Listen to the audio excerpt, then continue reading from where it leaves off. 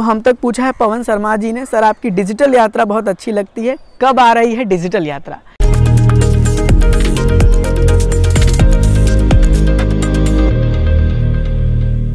जय माता दी, कैसे हैं आप सब? आई होप माता रानी की अनुपम कृपा से आप सब बहुत ज़्यादा अच्छे होंगे, अपने घर पर होंगे, सुरक्षित होंगे। एक बार फिर से आपका बहुत बहुत स्वागत है एक और नए Sunday comment box Q&A video में। मेरा नाम है आयुष और आप देख रहे हैं आपका प्यारा यूट्यूब चैनल ट्रेन राइडर। आपको याद होगा पिछले संडे ही हमने एक नए सीरीज़ की शुरुआत की है जिसका नाम हमने संडे कमेंट बॉक्स Q&A रखा हुआ है। इस संडे कमेंट बॉक्स में हम आप सबके प्रश्नों को लेकर उसके उत्तर देते हैं जिससे आप सबकी यात्रा सफल हो, हमारी यही प्रयास होती है। आने वाले समय में हम ये पूरी तरीके से कोशिश करेंगे कि आप सबके प्रश्नों के उत्तर इसी तरह से देते रहें, नए नए सीरीज़ को लॉन्च करते रहें जिससे आपकी यात्रा सफल हो। अगर आपके मन में भी किसी प्रकार से कोई भी क्वेश्चन है तो नीचे इस कमेंट बॉक्स के सेक्शन में आप अपना प्रश्न पूछ सकते हैं। नेक्स्ट संडे हम आप सबके प्रश्नों को लेकर उसके उत्तर दे देंगे। चलिए शुरू करते हैं आज का ये संडे कमेंट बॉक्स। आज के संडे कमेंट बॉक्स की जो प्रश्न है हमने पिछले संडे कमेंट बॉक्स के वीडियो से लिया हुआ है, तो शुरू करते हैं। सबसे पहला प्रश्न हमारे पास आया है आनंद कुमार जी का, जो बोलते हैं जय माता दी सर, क्या कटरा में UPI पेमेंट कर सकते हैं या कैश ले जाना पड़ेगा? देखिए, आंसर देने से पहले मैं आपको बता दूं कि आज भी संडे है और हवाएं बहुत तेज़ी से चल रही हैं, तो हो सकता है आपको थोड़ी नॉइस आए, उसे आप इग्नोर ज़रूर करिएगा। देखिए, इनके प्रश्नों को काफ़ी सारे लोगों के मन में डाउट्स भी आता होगा, तो ऐसी बात नहीं है कि आप कटरा में ऑनलाइन पेमेंट नहीं कर सकते, कर सकते हैं, लेकिन आपको ये पता होना चाहिए कि आपका जो प्रीपेड सिम है वो वर्क नहीं करता है JNK में। या तो आप वहाँ जाकर सिम खरीदिए या फिर आपका कोई पोस्टपेड सिम होना चाहिए। तो जब आपके पास नेटवर्क नहीं रहेगा तो आप ऑनलाइन पेमेंट कर नहीं पाएंगे। तो मेरे हिसाब से आप कोशिश यही करें कि अपने साथ कैश पेमेंट लेकर जाएं, वो ज़्यादा अच्छा है, क्योंकि कटरा में बहुत सारे ऐसे शॉप्स हैं जहाँ पर अभी भी ऑनलाइन पेमेंट एक्सेप्ट नहीं किया जाता, क्योंकि ज़्यादातर वहाँ पर डिवोटीज़ आते हैं और डिवोटीज़ का जो सिम है वो बंद हो जाता है। जब सिम बंद हो जाता है तो आप हो सकता है कि UPI पेमेंट भी ना कर पाएँ, इसलिए आप अपने साथ अपना कैश पैसा लेकर ही जाइए। बढ़ते हैं दूसरे प्रश्न की ओर। हमसे पूछा है दूसरा प्रश्न जो है वो प्राची जी ने। जय माता दी भैया, ये बोलती हैं मेरे हस्बैंड और मेरा 2 साल का बेटा जो है वो माता रानी मुंडन के लिए श्री माता वैष्णो देवी के यहाँ गया था। मैंने किसी ब्लॉग में देखा था कि माता मंदिर पर दर्शन के लिए वहाँ ठीक से दर्शन नहीं कराए जाते हैं, लोगों को धक्का देकर आगे बढ़ा दिया जाता है, माता जी के पवित्र पिंडियों के दर्शन नहीं करा देते और दर्शन करने अगर आपको आराम से है तो आपको 2100 रुपये का पर्ची लेना होता है और सिक्योरिटी वालों और पंडित जी वालों जो है अच्छे से दर्शन कराते हैं तब। प्लीज़ बताइए भैया। देखिए, ये डाउट्स बहुत सारे लोगों के मन में आता है। सबसे पहले मैं आप सबको बता दूं कि ऐसा कुछ नहीं होता है। अगर आपका सच्चा श्रद्धा है, सच्चा विश्वास है और सच्ची आस्था है तो माता रानी आपको दर्शन बहुत अच्छी तरीके से देती हैं। रही बात वहाँ पर आपको ये लगता है, तो ऐसा कुछ है नहीं। सबसे बड़ी बात आपको पता होगा, आप बहुत सारे मंदिरों में जाते होंगे, वहाँ पर जो पंडित जी लोग होते हैं वो बोलते हैं कि आपको जो भी दान वगैरह करना है आप कर सकते हैं, लेकिन वहाँ पर यही सबसे अच्छा है कि वहाँ पर आपको किसी भी पंडित जी को कोई पैसा देने की ज़रूरत नहीं है।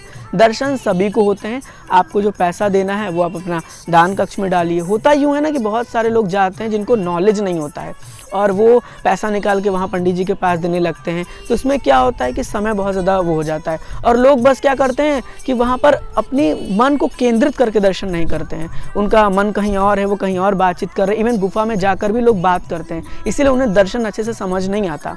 और रही बात जल्दी जल्दी आगे ले जाने की, तो आपको पता है माता रानी के दरबार में न जाने इंडिया से कहाँ से लोग आते हैं, इंडिया के बाहर से भी इवन बहुत सारे लोग आते हैं दर्शन के लिए।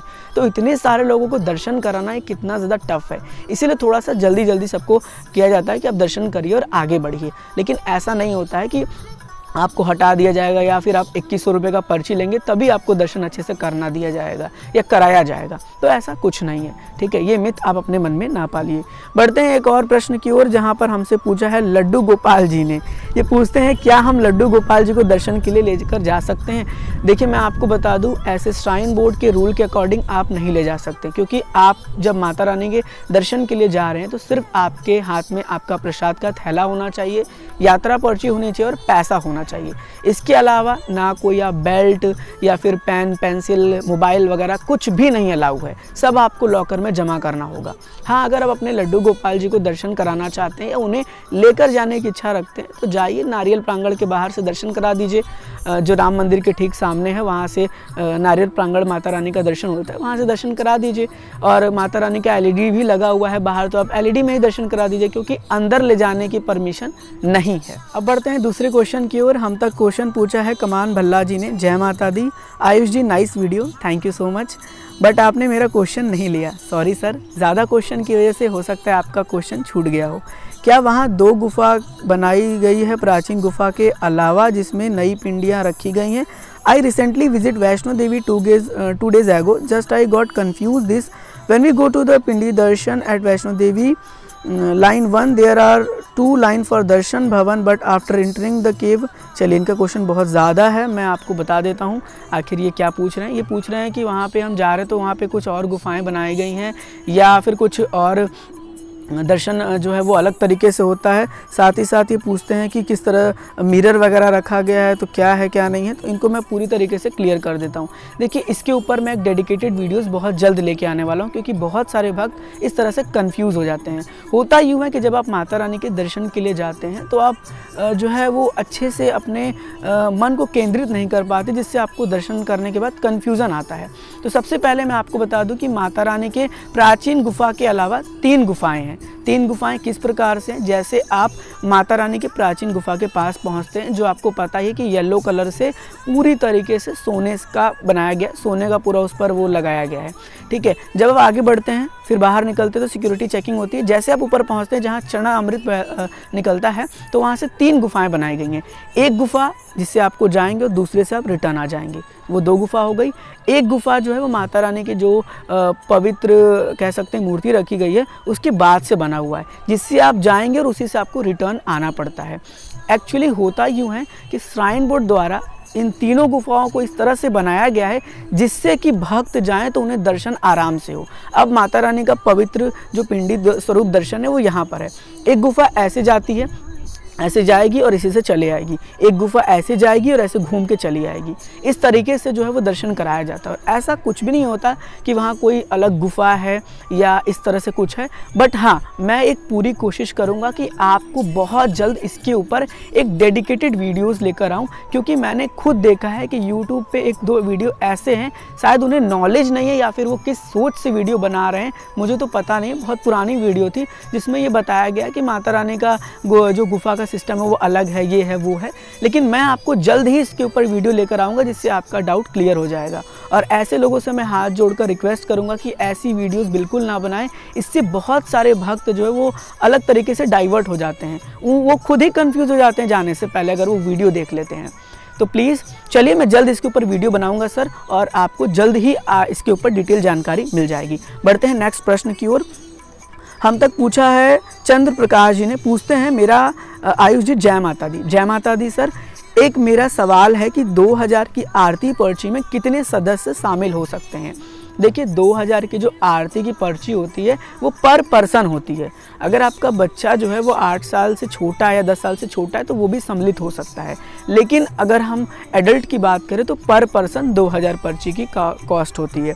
चलिए बढ़ते हैं आगे। सचिन जी पूछते हैं सर, कोरोना गाइडलाइन क्या है? देखिए, फ़िलहाल तो कोरोना गाइडलाइन सेम है। अगर आपने वैक्सीन की दोनों डोज ली है तो आपको टेस्ट कराने की आवश्यकता नहीं है। लेकिन अगर आपने वैक्सीन की सिंगल डोज ली है या फिर आपने वैक्सीनेशन नहीं करवाया है तो आपको टेस्ट कराना होगा, रिपोर्ट लेकर जाना होगा। अगर रेलवे स्टेशन पर वहाँ जाके टेस्ट होता है तो कराइए, अन्यथा जाइए और दर्शन करिए। चलिए बढ़ते हैं आगे और अब लेते हैं प्रश्न माया जी का। आयुष जी, ऑनलाइन बैटरी कार अवेलेबल नहीं हो रहा है, क्या करूं? ऑफलाइन हेलीकॉप्टर मिलेगा क्या? देखिए, आप वहां जाइए, ऑफलाइन पता कर लीजिए, अगर मिलता है तो वेल एंड गुड है। बढ़ते हैं आगे और अब बात करते हैं मिनी वैष्णो भक्त जी का। जय माता दी आयुष जी, आपके हर प्रोग्राम में मज़ा आता है। Thank you so much, thanks a lot to make. मेरा क्वेश्चन है, अच्छा ये क्वेश्चन पूछ रहे हैं, हमें कैसे पता चलता है कि माता रानी हमें अपने चरणों में बुला रही हैं, माँ की याद आती है? देखिए, मैं आपको बताऊं मिनी वैष्णो भक्त जी, आपको पता बिल्कुल चलेगा। वो कैसे चलेगा कि अगर आपका मन शांत होगा और आप माता रानी की सच्ची भक्ति करते हैं, सच्ची श्रद्धा है उनमें, ऐसा नहीं कि आप दिखावा करते हैं। अगर आप सच्चे मन से माता रानी को याद करते हैं तो माँ भगवती किसी न किसी रूप में आपको ज़रूर बुलाती हैं। हो सकता है कोई फ्रेंड आपसे कहे कि चलो माता रानी के दरबार चलते हैं, हो सकता है आपके मन के अंदर से इच्छा उठने लगे कि नहीं हमें माता रानी के दरबार जाना है, या हो सकता है ऐसा भी है कि कोई ना कोई रीज़न से या कोई रिलेटिव ही आपको बोले कि चलो मैं लेके चलता हूँ। तो कहीं ना कहीं माता रानी अपने बच्चों को बुला ही लेती हैं। बाकी थोड़ा प्रयास तो हमें भी करना होता है माता रानी के दरबार जाने के लिए। चलिए बढ़ते हैं आगे और अब बात करते हैं एक और प्रश्न की जो हमसे शिवराम मोरे जी। जय माता दी आयुष भैया, जय माता दी। टोटल कितना टाइम लगता है नीचे से ऊपर दर्शन के लिए? देखिए ऐसे तो अगर मैं आपको टाइम की बात करूं तो टाइम कोई भी आपको नहीं बता सकता, क्योंकि हर एक इंसान की जो चलने की स्पीड होती है वो बिल्कुल अलग होती है। तो टाइम कोई भी आपको क्लियर नहीं कर सकता कि आपको कितना टाइम लगेगा या आप कितने टाइम में पहुंच जाएंगे।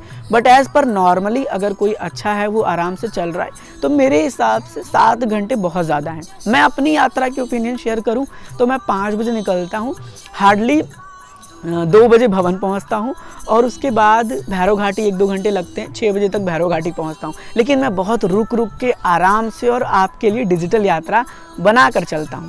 चलिए बढ़ते हैं आगे। नीरज जी का क्वेश्चन लेते हैं, हेलीकॉप्टर की ऑफलाइन बुकिंग कैसे होगी और कितना चांसेस है बुकिंग के लिए?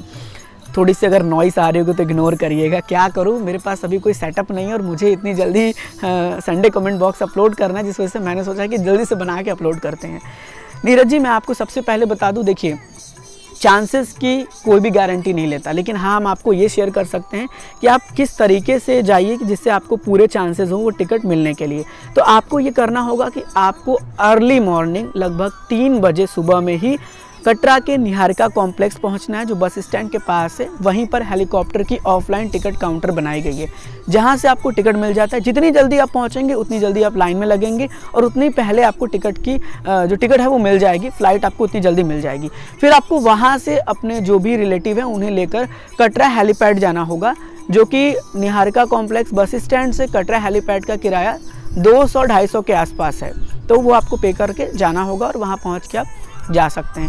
चांसेस की बात अगर हम करें तो जितनी जल्दी पहुंचेंगे उतनी चांसेस आपको ज़्यादा होती है मिलने की। और हाँ एक बात का और आपको खास ख्याल रखना है कि जब आप हेलीकॉप्टर टिकट के लिए जा रहे हैं और जिसके लिए आप हेलीकॉप्टर टिकट ले रहे हैं उनको भी अपने साथ लेकर जाना होगा। उनका पूरा डिटेल होना चाहिए, डॉक्यूमेंट होना चाहिए, आधार कार्ड की फ़ोटोकॉपी, उनका यात्रा पर्ची सब होना चाहिए, तभी आपको ऑफलाइन हेलीकॉप्टर की टिकट मिलती है। बढ़ते हैं आगे और अब बात करते हैं जितेंद्र कुमार जी का। जितेंद्र जी बोलते हैं, जय माता दी आयुष भैया जी, बहुत अच्छा लगता है क्वेश्चन आंसर संडे शुरू किया है आपने। Thank you so much Jitendra ji, ये बस हमें कमेंट्स करके फीडबैक शेयर कर रहे हैं तो बहुत बहुत धन्यवाद। बढ़ते हैं आगे और बात करते हैं और भी क्वेश्चन की जो हम तक पूछा गया है, तो देख लेते हैं। 1-2 क्वेश्चन आगे चले जाते हैं थोड़ा सा। मिस्टर आदित्य जी पूछते हैं, सर मैं चरण पादुका अर्धकुंवारी भवन कहीं पर भी साड़ी अर्पित करना चाहता हूँ माता रानी को, कैसे करूँ?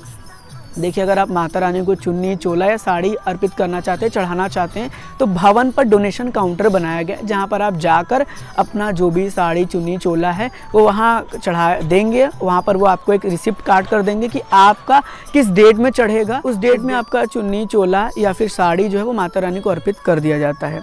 अब बढ़ते हैं वीडियो में आगे और बात करते हैं और भी प्रश्नों की। तो हर्ष जी ने हमसे क्वेश्चन पूछा है, ये प्रश्न हम उठा रहे हैं इनके संडे कमेंट कमेटी टैब से जो मैंने पोस्ट किया था इसके पहले। My question, if take yatra parchi online and also take offline parchi at Katra centre, it is important to take yatra parchi 5 years old because don't have Aadhaar card. मैंने पहले भी बताया सर, शायद आपने वीडियो नहीं देखा। अगर आप अपने बच्चों को लेकर जा रहे हैं, बच्चा 5 साल से छोटा है, तो यात्रा पर्ची लेने की कोई आवश्यकता नहीं है। आप चाहें तो ले सकते हैं, लेकिन कोई रूल नहीं कि आपको लेना ही है। और अगर आप ऑनलाइन ऑफलाइन यात्रा पर्ची भी ले लेते हैं तो उसमें भी कोई दिक्कत नहीं होता है। ठीक है, चलिए बढ़ते हैं आगे और भी 2-3 प्रश्न उठा लेते हैं। तो हम तक पूछा है पवन शर्मा जी ने, सर आपकी डिजिटल यात्रा बहुत अच्छी लगती है, कब आ रही है डिजिटल यात्रा? पवन जी, जब माता रानी का अनुपम कृपा होगा और हम पूरी कोशिश करेंगे कि माँ भगवती की कृपा से बहुत जल्द आपके लिए डिजिटल यात्रा लेकर आएँ। हमारी डिजिटल यात्रा बनाने का सिर्फ यही मोटिव होता है कि आप ऐसा फील करें कि घर बैठे आप माता रानी के दरबार से दर्शन कर रहे हैं, उनकी यात्रा कर रहे हैं। ऐसे बहुत सारे भक्त हैं जो माता रानी के दरबार नहीं जा पाते, तो हमारी कोशिश रहती है कि वो घर बैठे ऐसा महसूस करें कि वो यात्रा में है। चलिए एक क्वेश्चन और पुटअप कर लेते हैं जो हम तक पूछा गया है। जय माता दी भैया जी, बताने के लिए हम सिम के बारे में इन्होंने पूछा है, मैं शॉर्ट लिस्ट में आपको बता देता हूँ। देखिए सिम से रिलेटेड मैंने डिटेल वीडियो बनाया है, पहले तो आप देख लीजिएगा। अगर आपका सिम प्रीपेड है आपके शहर का, आपके राज्य का, तो वो जम्मू कश्मीर में नहीं काम करता है। आपको पोस्टपेड लेकर जाना होगा या फिर वहाँ पर जाकर सिम परचेस करना होगा। सिम की कॉस्टिंग नॉर्मली 300 से लेकर 350 तक मिल जाती है। डिपेंड करता है कि आप कौन सा प्लान चूज़ करते हैं। और मेरे हिसाब से अगर आप सिम परचेस करने चाहते हैं, लेना चाहते हैं, तो जियो और एयरटेल सबसे बेस्ट है। जियो या एयरटेल लीजिए, वो सबसे अच्छा नेटवर्क देता है। चलिए, इन प्रश्नों के साथ हम अपने संडे कमेंट बॉक्स Q&A को समाप्त करते हैं।